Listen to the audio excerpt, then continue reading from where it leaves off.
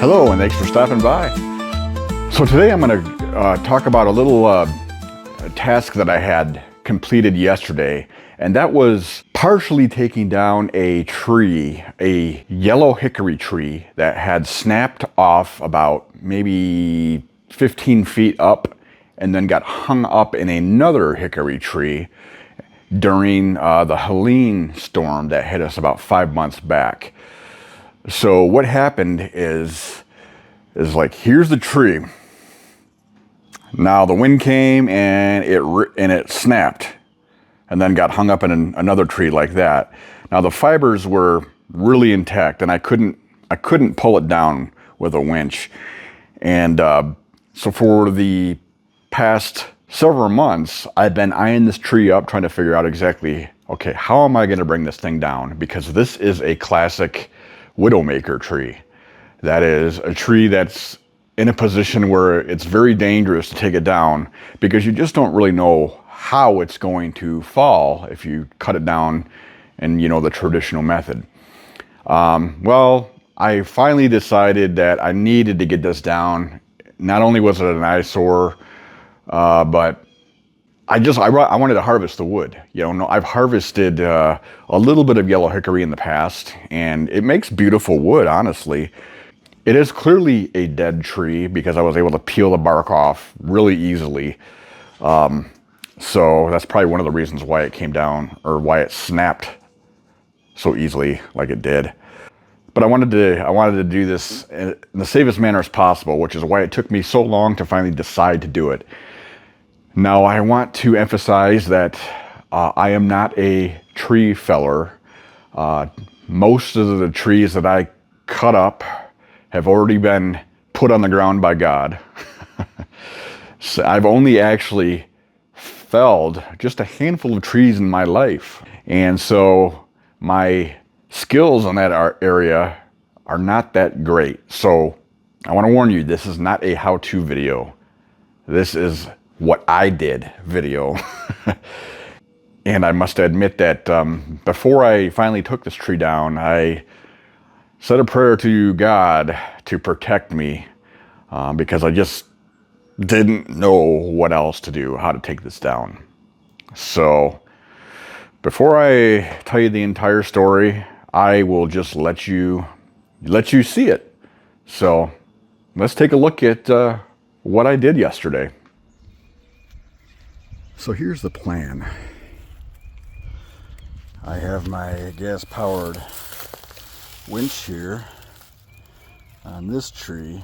It's really, this particular rope is not very long. I have a much longer one, but when I threw this rope up there to see if I could bring it down, it got stuck in there. So when I pull on it, and I actually pulled on it with that winch, and I couldn't even pull it out of that mess up there.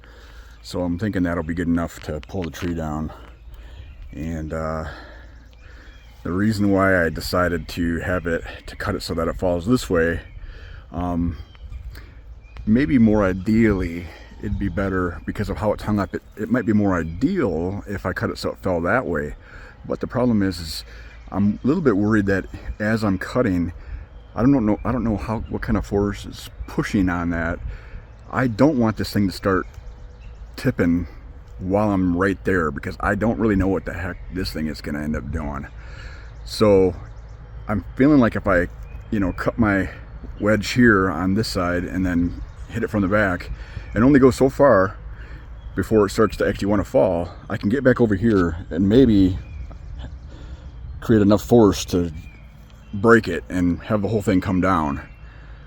If I were to do the wedge on that side and cut it from over here, the force of this branch might make it start going while I'm still down there, and I absolutely do not want to be there. So I'm going to take it slow, cut a little bit at a time, come back here, see if I can pull it. I really want to be away from this, as far away from this as possible when this thing starts to go. So that's the plan. And I'm going to be using my old steel MS-290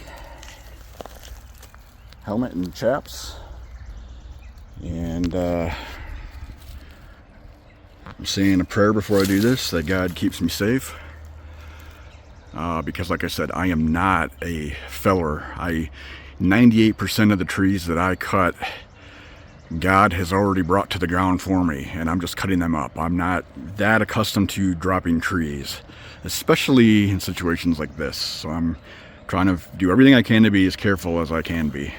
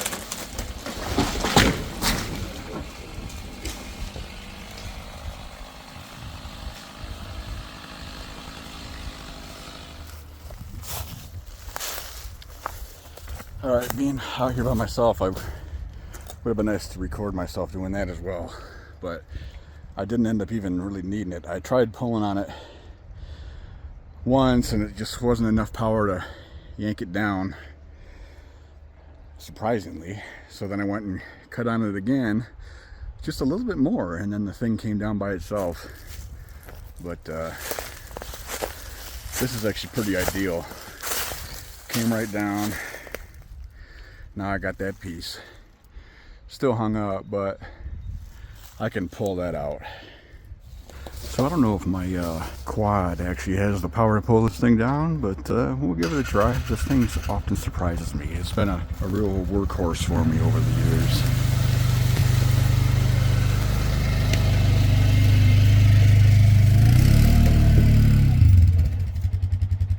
No dice, just as I expected. It's going to require something a little bit more heavy duty, and I may have the solution to that coming soon.